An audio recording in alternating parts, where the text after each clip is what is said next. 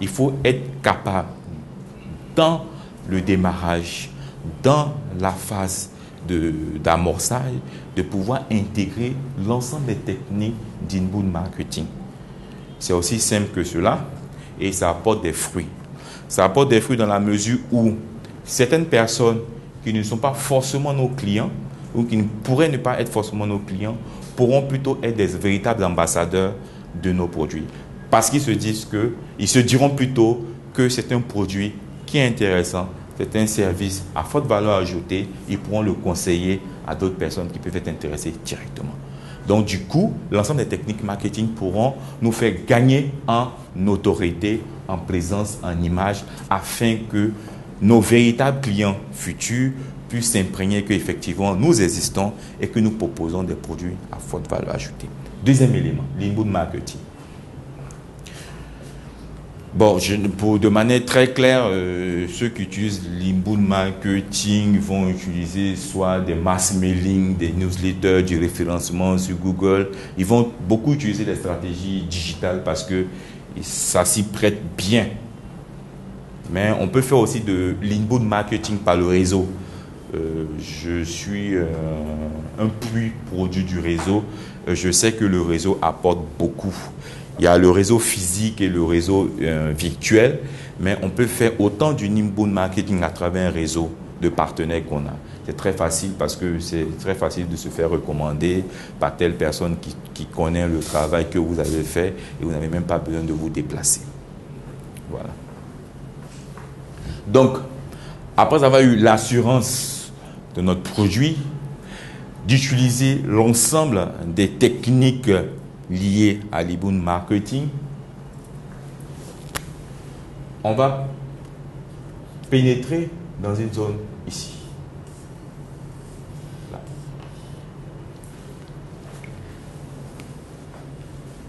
De conquête de nos marchés. Il y a un élément qui est très très important que souvent les gens occultent ou les jeunes porteurs de projets. Mais aujourd'hui, le monde est globalisé. Donc, on ne peut pas forcément avancer en vase clos, on ne peut pas forcément avancer tout seul. Généralement, les gens ont peur ou ne sont pas forcément friands d'aller en partenariat. C'est très, très important le partenariat.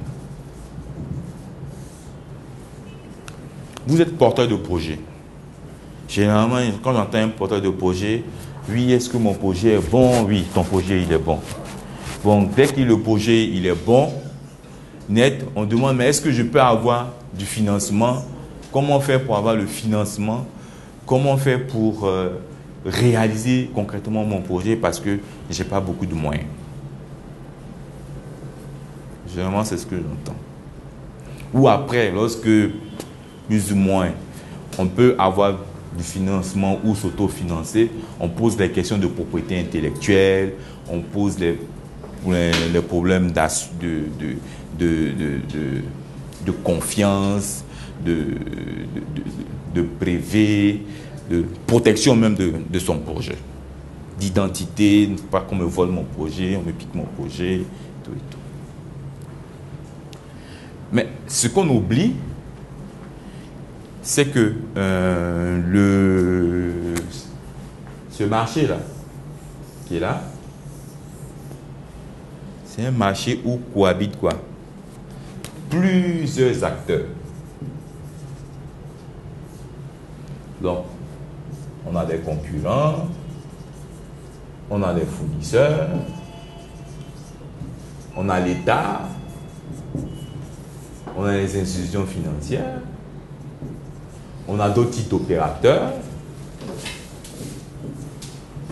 Donc, on a plusieurs profils qui interagissent dans ce même marché. Suivant aussi le domaine d'activité, parce que le marché automobile n'a pas forcément les mêmes acteurs que le marché de l'industrie pharmaceutique, ainsi de suite. Donc, supposons qu'on est dans notre propre marché d'activité, on aura c'est le même type d'acteurs. Hein.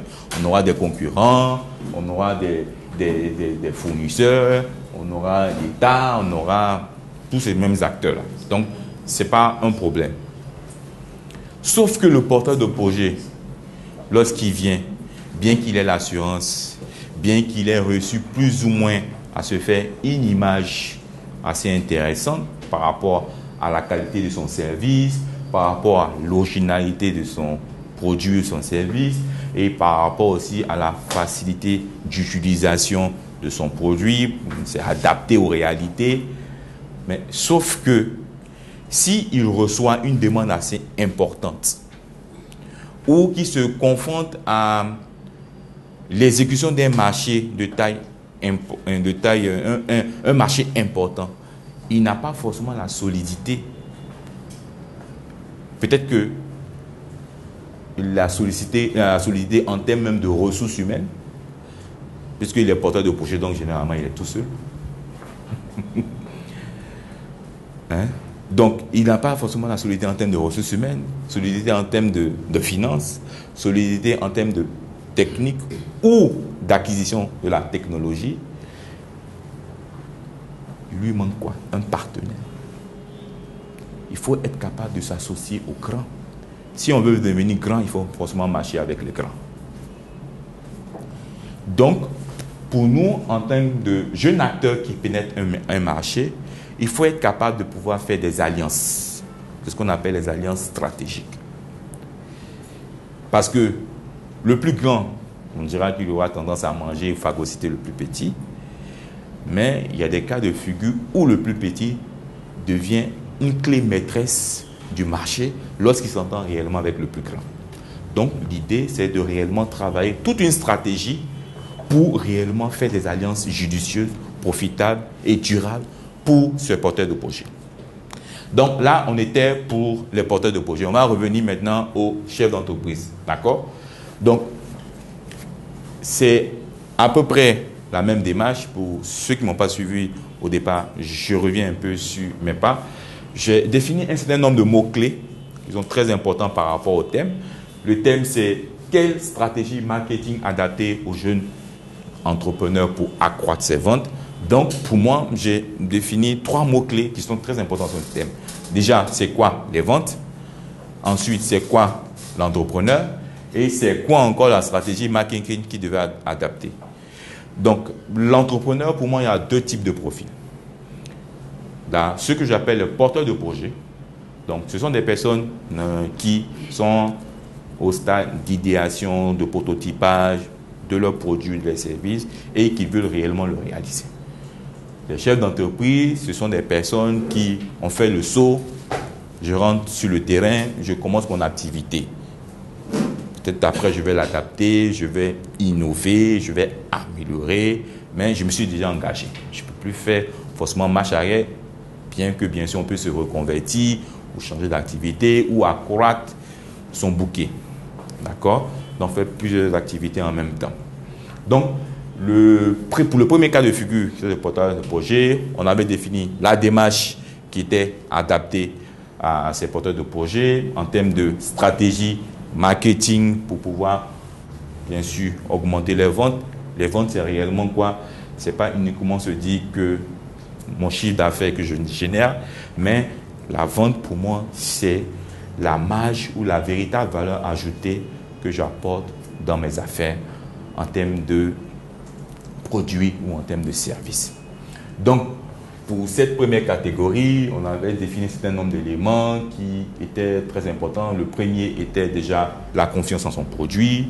Le deuxième élément était de se donner les différents leviers ici, qui est d'avoir des produits qui soient déjà originaux, faciles, qui ont une facilité d'utilisation, une qualité de service. Et le dernier point, c'était de favoriser l'immo-marketing et de faire du partenariat.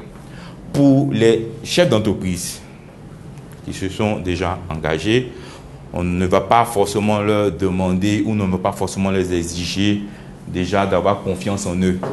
Parce que réellement, s'ils ont pris le pas, c'est qu'ils ont eu le temps de prendre la mesure. Donc, ils sont déjà engagés.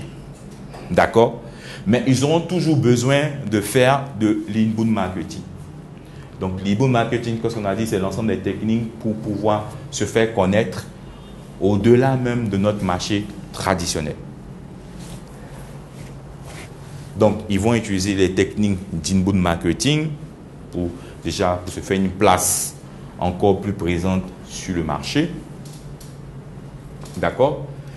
Ils vont user aussi de partenariats. Ils auront bien sûr à tisser des alliances stratégiques, comme on l'a dit. Mais ils auront un autre élément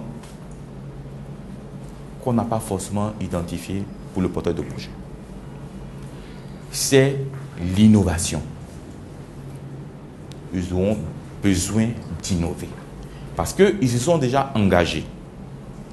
Mais étant engagés, il faut avoir connaissance de prendre la mesure du marché, des composants du marché.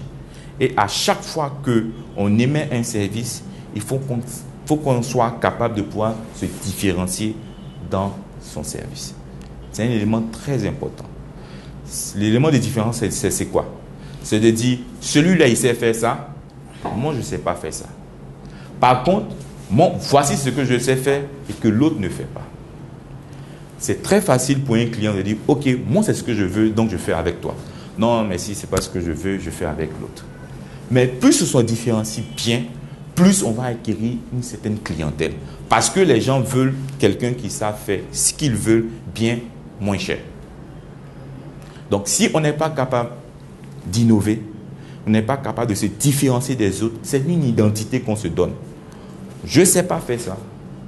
Par contre, je sais faire ça. Si tu as besoin de ça, tu viens avec moi. Tu n'as pas besoin de ça, bon, tu peux aller chez le voisin. Ça donne un discours sincère, la crédibilité, l'assurance avec celui avec qui on discute, parce que se dit, lui au moins, s'il dit qu'il sait faire ça, c'est que réellement il peut faire ça.